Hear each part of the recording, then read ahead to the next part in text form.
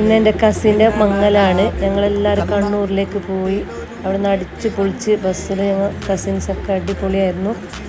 അത് കഴിഞ്ഞിട്ട് ഞാനും അനിയത്തിയും ഫാമിലിയൊക്കെ കൂടി നാദാപുരം ഫ്രണ്ടിൻ്റെ ഒരു പുര കുടിക്ക് പോവാണ്.